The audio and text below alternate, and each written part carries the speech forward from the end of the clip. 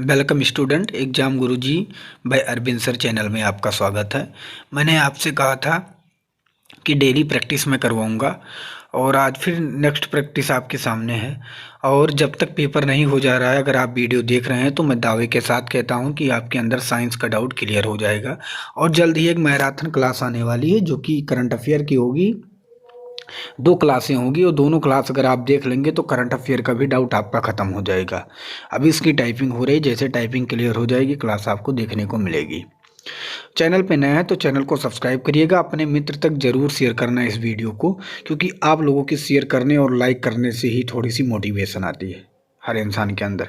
तो चलिए, पहला प्रश्न आपके सामने, किसी वस्तु के ताप में वृद्धि का अर्थ है कि वस्तु की ऊष्मीय ऊर्जा बढ़ गई है।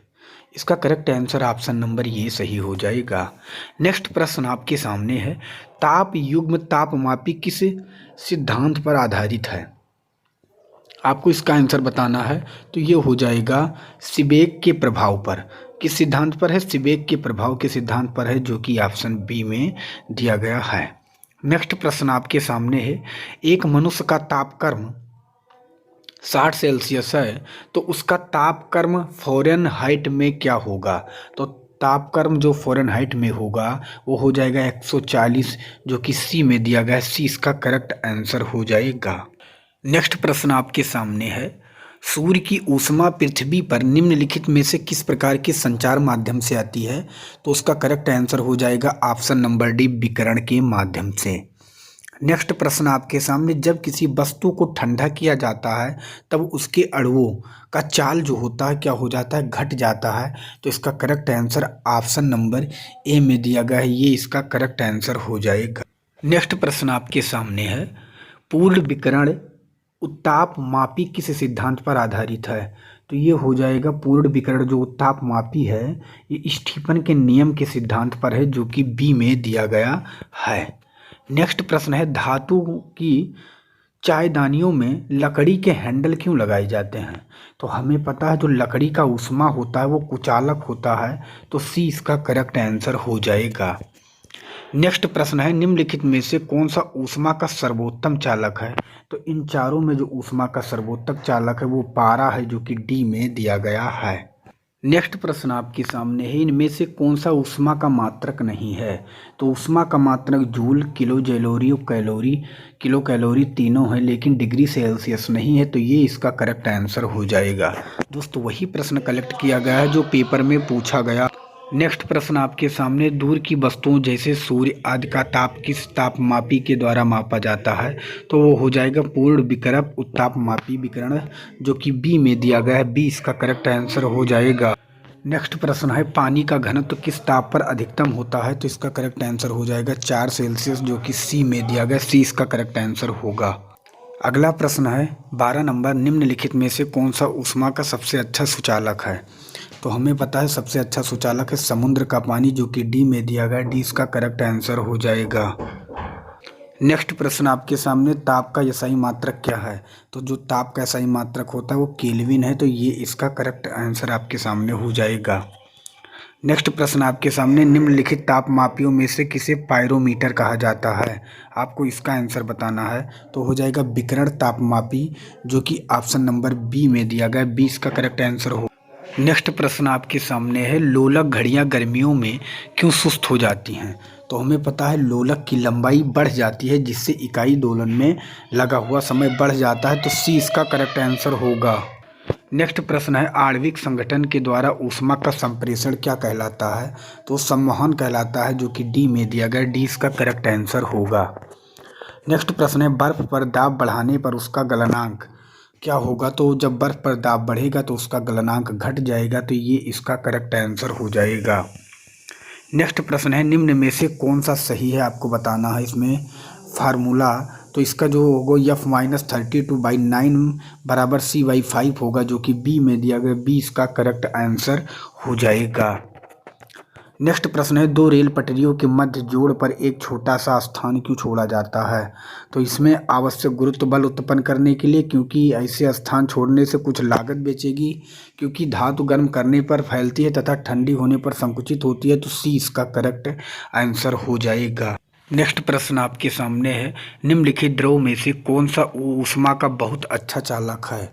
तो पानी, ईथर, बेंजीन, पारा, इन चारों में पारा है जो कि डी में दिया गया है। डी इसका करेक्ट आंसर हो जाएगा। नेक्स्ट प्रश्न है, द्रव तथा गैसों में ऊष्मा का स्थानांतरण निम्नलिखित में से किस विधि द्वारा होता है? आपको बताना है तो इसका जो करेक्ट आंसर हो जाएगा वो संवहन विधि द्वारा, जो कि ए में दिया गया है। ये इसका करेक्ट आंसर हो। नेक्स्ट प्रश्न है, सेल्सियस मापक्रम पर जल के क्वथनांक तथा हिमांक होते हैं तो वो कितने होते हैं? 100 सेल्सियस से तथा 0 सेल्सियस के बीच, जो कि बी में दिया गया है। 20 का करेक्ट आंसर हो जाएगा। नेक्स्ट प्रश्न है, सूर्य विकिरण का कौन सा भाग सोलर कुकर को गर्म कर देता है? तो इसका जो करेक्ट आंसर हो जाएगा वो अवरक्त किरणें होगा, तो जो कि सी में दिया गया है। सी इसका करेक्ट आंसर होगा। दोस्तों वही प्रश्न है जो बार बार पेपर में छपे हैं। एसएससी 2017 में इस प्रश्न को पूछा गया है। तो अगर चैनल पे नया है, चैनल को सब्सक्राइब कर लेना है। अपने मित्र तक, जो कोई अगर पढ़ रहा है, स्टडी कर रहा है, तो वहाँ तक इस वीडियो को शेयर जरूर करना है। नेक्स्ट प्रश्न है, ताप के सेल्सियस पैमाने पर परम शून्य ताप। देखिए परम शून्य यहाँ कहा गया है। परम शून्य ताप तो -273 सेल्सियस होता है, जो कि डी में दिया गया है। नेक्स्ट प्रश्न है, काले वस्त्रों के मुकाबले श्वेत वस्त्र शीतल क्यों होते हैं? उनके पास जो भी प्रकाश पहुँचता है उसे वो परावर्तित कर देते हैं। यही इसका करेक्ट आंसर हो जाएगा। ये इसका करेक्ट आंसर हो जाएगा। नेक्स्ट प्रश्न है, द्रव से वाष्प में पदार्थ की अवस्था परिवर्तन को कहते हैं तो उसे कहते हैं वाष्पन, जो कि बी में दिया गया है। 20 का करेक्ट आंसर हो जाएगा। नेक्स्ट प्रश्न है, ठोस कपूर से कपूर वाष्प बनाने की प्रक्रिया को क्या कहते हैं? तो उसे ऊर्ध्वपातन कहते हैं, जो कि सी में दिया गया है। सी इसका करेक्ट आंसर होगा। नेक्स्ट प्रश्न है, रेफ्रिजरेटर में थर्मोस्टेट का कार्य क्या होता है? तो उसका काम जो होता है एक समान तापमान बनाए रखना तथा गलनांक को घटना। तो इसका करेक्ट आंसर डी में दिया गया है। डी इसका करेक्ट आंसर हो जाएगा।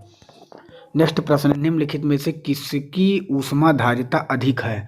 जल, स्वर्ण का टुकड़ा, बेंजीन की लोहे का टुकड़ा। तो इन चारों में हमें पता है जल का है, तो जल इसका करेक्ट आंसर होगा, जो कि ए में दिया गया है। नेक्स्ट प्रश्न आपके सामने है, न्यूटन का शीतलन नियम लागू तभी होता है जब ताप में अंतर बहुत ज़्यादा ना हो। ये सही हो जाएगा, जो कि बी में दिया गया है। 20 का करेक्ट आंसर होगा।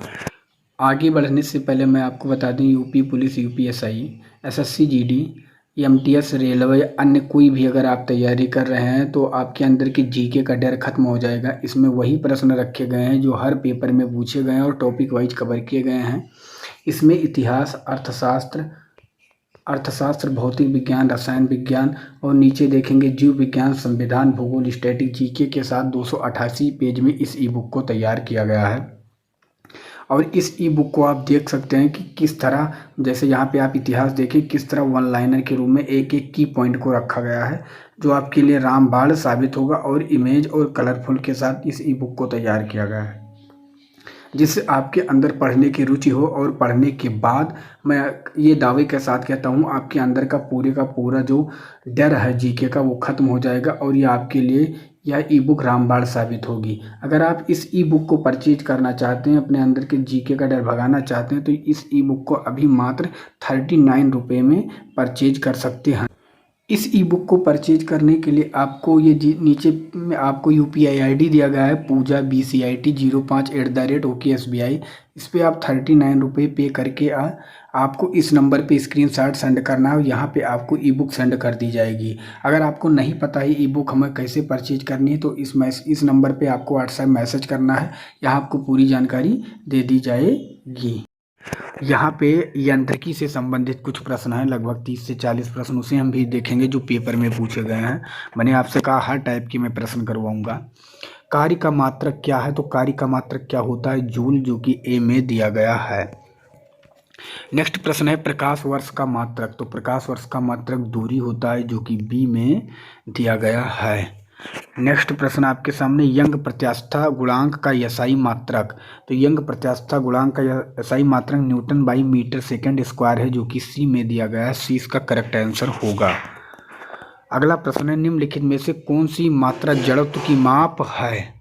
तो इसका करेक्ट आंसर जो होगा, जड़त्व की माप द्रव्यमान है, जो कि डी में दिया गया है। डी इसका करेक्ट आंसर हो जाएगा।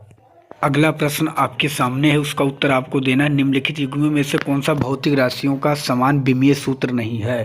तो इसका करेक्ट आंसर होगा बल एवं दाब का विमीय सूत्र नहीं है, जो कि ए में दिया गया है। अगला प्रश्न आपके सामने, न्यूटन के पहले नियम को भी कहते हैं। न्यूटन का पहला नियम जड़त्व का नियम भी कहा जाता है, ये याद रखना है, जो कि बी में दिया गया है। नेक्स्ट प्रश्न है, जाड़े की रातों में अत्यधिक ठंड पड़ने पर पानी का पाइप फट जाता है। तो हमें पता है जब पानी जमता है तो जमने के बाद इसका आयतन बढ़ जाता है, तो सी इसका करेक्ट आंसर हो जाएगा। दोस्तों मैं सीधा प्रश्न का उत्तर देता हूं, अगर आपको उत्तर इसको ढूंढना है तो वीडियो पॉज करके आप ढूंढ लीजिएगा, क्योंकि टाइम मैं वेस्ट नहीं करना चाहता, कम समय में अधिक प्रश्नों का हल करवाना चाहता हूँ। अगला प्रश्न आपके सामने, पारसेक इकाई है, तो पारसेक किसकी इकाई है? दूरी की, तो डी इसका करेक्ट आंसर हो जाएगा।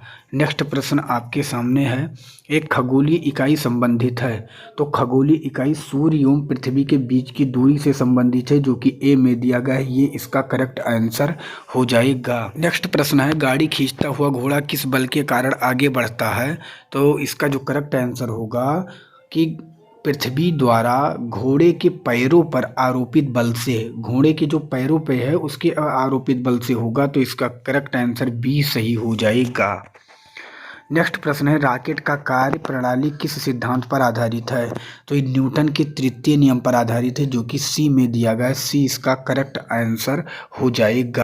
अगला प्रश्न आपके सामने है, निम्नलिखित में से कौन सा एक सुमेलित नहीं है? डेसिबल ध्वनि की तीव्रता सही है, अश्व शक्ति शक्ति की इकाई ये भी सही है, समुद्री मील नौ संचालन की दूरी ये भी सही, सेल्सियस ऊष्मा की इकाई ये गलत है, तो डी इसका करेक्ट आंसर हो जाएगा। अगला प्रश्न, निम्नलिखित में से कौन सी अविमीय राशि है? तो इन चारों में अविमीय राशि जो है वो ऑप्शन नंबर ये सही होगा, विकृति जो है एक अविमीय राशि है। अगला प्रश्न है, ल्यूमेन किसकी मात्रक है? तो ल्यूमेन जो है वो ज्योति फ्लक्स की है, जो कि बी में दिया गया है, बी इसका करेक्ट आंसर हो जाएगा। अगला प्रश्न आपके सामने है, निम्नलिखित में से कौन सा एक सदिश राशि नहीं है? तो यहाँ पे वेग, कोणीय वेग, संवेग एक सदिश राशि है, लेकिन द्रव्यमान एक अदिश राशि है, तो सी इसका करेक्ट आंसर हो जाएगा। क्यूरी किसकी इकाई है? क्यूरी आपको बताना है, तो रेडियो धर्मिता, जो कि डी में दिया गया है, डी इसका करेक्ट आंसर हो जाएगा। अगला प्रश्न, निम्नलिखित में से कौन सा एक सदिश राशि है? तो हमें पता है संवेग, वेग जो ये सब होता है सदिश में होता है, तो ये इसका करेक्ट आंसर हो जाएगा। दोस्तों मैं तेज़ी से करवाता हूँ, क्योंकि हमारे पास टाइम नहीं रहता है, किसी तरह टाइपिंग करवा के मैं आपके लिए प्रश्न लेके आता हूँ। तो दोस्त अगर आपको मेहनत अच्छी लगती है तो प्लीज़ चैनल को सब्सक्राइब करके वीडियो को शेयर ज़रूर करें। बल गुणनफल होता है, बल का गुणनफल जो होता है वो क्या होता है? द्रव्यमान गुणे त्वरण होता है, जो कि बी में दिया गया है, बी इसका करेक्ट आंसर हो जाएगा। नेक्स्ट प्रश्न आपके सामने है, सड़क पर चलने की अपेक्षा बर्फ पर चलना कठिन है, क्योंकि सड़क बर्फ से सख्त होती है। गलत है, जब हम अपने पैरों से धक्का देते हैं तो बर्फ कोई प्रतिक्रिया व्यक्त नहीं करती, गलत है। बर्फ में सड़क की अपेक्षा घर्षण कम होता है, सी इसका करेक्ट आंसर हो जाएगा। नेक्स्ट प्रश्न है, पास्कल इकाई है, तो पास्कल किसकी है? दाब की है, जो कि डी में दिया गया है, डी इसका करेक्ट आंसर हो जाएगा। नेक्स्ट प्रश्न है, कैंडला मात्रक है, तो कैंडला किसका मात्रक है? ज्योति तीव्रता का, जो कि ए में दिया गया है, ये इसका करेक्ट आंसर हो जाएगा। अगला प्रश्न आपके सामने, त्वरण ज्ञात करने के लिए सही सूत्र, तो त्वरण के लिए क्या होता है? ए बराबर B minus U by T, B minus U by T कहाँ पे दिया गया है? बी में दिया गया है, बी इसका करेक्ट आंसर हो जाएगा। शरीर का वजन मैदानों की तुलना में पहाड़ियों पर अधिक, गलत है। पृथ्वी की सतह पर सभी जगह एक समान, गलत है। ध्रुवों पर अधिकतम होता है, जो कि सी में दिया गया है, सी इसका करेक्ट आंसर हो जाएगा। बर्फ पानी में तैरता है परंतु अल्कोहल में डूब जाता है, क्योंकि हमें पता है पानी अल्कोहल की अपेक्षा पारदर्शी होता, गलत है। बर्फ पानी में जमने से बनती है, गलत है। बर्फ ठोस है जबकि द्रव है, ये गलत है। बर्फ पानी से हल्की होती है तथा अल्कोहल से भारी होता है, ये सही है, तो इसका डी इसका करेक्ट आंसर हो जाएगा। अगला प्रश्न आपके सामने है, इसका उत्तर आपको देना है। जूल निम्नलिखित में से किसका इकाई है? तो जूल किसका है? ऊर्जा का, ऊर्जा जो कि कार्य का भी होता है, तो इसका करेक्ट आंसर क्या हो जाएगा? ए ऑप्शन नंबर ये। अगला प्रश्न आपके सामने, हर्ट्ज का क्या मापने की यूनिट है? तो हर्ट्ज जो है ये तरंगों की आवृत्ति मापता है, जो कि बी में दिया गया है। बी इसका करेक्ट आंसर हो जाएगा। अगला प्रश्न आपके सामने है, डेसिबल किसे नापने के लिए प्रयोग किया जाता है? तो डेसिबल ध्वनि को मापने के लिए, वातावरण में ध्वनि को मापने के लिए प्रयोग किया जाता है, जो कि सी में दिया गया है। अगला प्रश्न है, एम्पियर नापने की इकाई क्या है? तो एम्पियर नापने की इकाई जो है वो करंट है, जो कि डी में दिया गया है। डी इसका करेक्ट आंसर हो जाएगा। अगला प्रश्न है, पदार्थ के संवेग और वेग के अनुपात से कौन सी भौतिक राशि प्राप्त होती है? तो जो संवेग और वेग के अनुपात से जो प्राप्त होता है वो द्रव्यमान होता है। तो ये इसका करेक्ट आंसर हो जाएगा।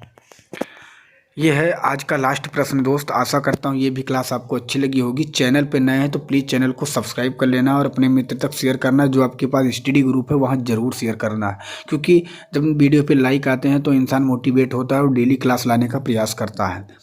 लास्ट प्रश्न है, किसी असंतुलित बल द्वारा किसी पिंड में उत्पन्न त्वरण बल के व्युत्क्रमानुपाती गलत है, बल के अनुक्रमानुपाती होता है, जो कि बी में दिया गया है। 20 का करेक्ट आंसर हो जाएगा। तो मिलूंगा एक दूसरे नेक्स्ट वीडियो में, तब तक के लिए जय हिंद, जय भारत, वंदे मातरम।